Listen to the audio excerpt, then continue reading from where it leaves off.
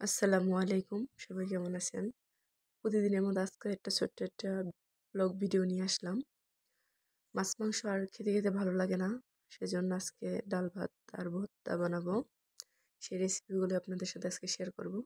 এখানে আমি পাবদা মাছ নিচ্ছি, বেগুন টমেটো দিয়ে আর কি ভুনা করব।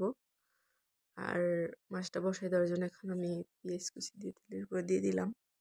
আসলে প্রতিদিন একটা না মানুষের মাছ মাংস খেতে কারোই ভালো লাগে না। আর মাছ মাংস পছন্দ করলেও মানে ভর্তা ভাতটা সবচেয়ে বেশি ভালো আর কি, ভাতটা খাওয়া যায় আর কি। আর এখানে মাছটা যে মশলা কষে এখন মাছগুলো আমি দিয়ে দিলাম।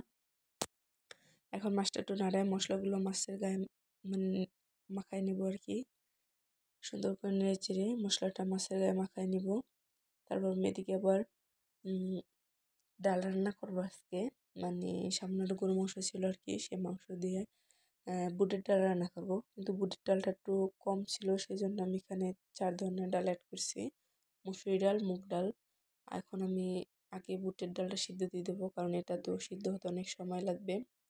আর এদিকে আমি মাংসটা একটু কষাই নিব, মানে আদা রসুন পেঁয়াজ মশলা দিয়ে এখন আমি হলুদ মরিচ ধনিয়ার গুঁড়া দিয়ে মশলাটা আমি মাখায় নিলাম, মানে কষাই নিচ্ছি। মাংসটা দিয়ে দিলাম, সামান্য অল্প মাংস ছিল, সেই জন্য ভাবলাম আর কি ডাল দিয়ে রান্না করি। আর এদিকে আমার ডালটাও সিদ্ধ হয়ে গেছে।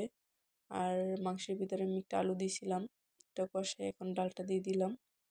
ডালটা আমি কিছুক্ষণ কষাই নিব, যার কারণে যেতটুকু সিদ্ধ বাকি আছে ওটা সিদ্ধ হয়ে যাবে। আর এদিকে আমি একটু মাছের ভিতরে টমেটো দিয়ে দিলাম।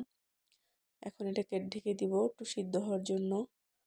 আর ডালটাও কষানো হয়ে গেছে, এখন ডালটা ঘুটনি দিয়ে একটু ভেঙে দিলাম আর কি।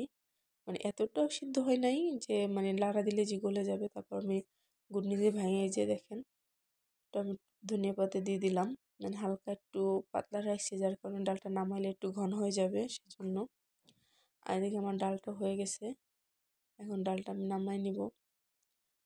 দেখেন কত সুন্দর একটু ঘন আসছে, এত সুন্দর একটা স্মেল আসছিল, মানে অনেক সুন্দর আর কি। আর এদিকে আমার মাছটা হয়ে গেছে, ধনিয়া পাতা দিয়ে মাছটা নামিয়ে নিব।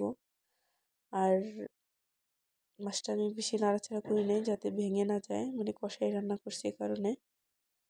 এদিকে এই যে ভর্তা ভাতের কথা বললাম, মানে ভর্তা খাবো কি ভর্তা খাবো, মাকে বললাম, শাশুড়ি মা বললো আচ্ছা তাহলে বেগুন নিয়ে আসি। আর বেগুন নিয়ে আসলো, আমি এখানে বেগুনগুলো ছিদ্র ছিদ্র করে মানে কড়াইতে দিয়ে দিলাম। আর এদিকে মরিচ ভাজা পেঁয়াজ ধনিয়া পাতা ভাজা নিলাম। বেগুনগুলো পোড়া হয়ে গেছে আমার, এখন এগুলা ছোলাগুলো আমি সরাই নিব আস্তে আস্তে, মানে মানে দ্রুত করতে গেলে এগুলো উঠে যাবে, সেজন্য আস্তে আস্তে ছাড়াতে হবে। আর এই যে ছাড়ানো হয়ে গেছে আমার, এখন সুন্দর ছোট ছোট করে কেটে নিয়েছি, যার কারণে এর ভিতরে পোকা টোকা থাকলে আর কি দেখা যায়। আর আমি এই যে পেঁয়াজ মরিচের ভর্তাটা মাখাইয়া বেগুনটা দিয়ে দিলাম। এই যে আজকের ভর্তা সবার কাছে কেমন লাগছে অবশ্যই কমেন্ট করবেন। আল্লাহ হাফেজ।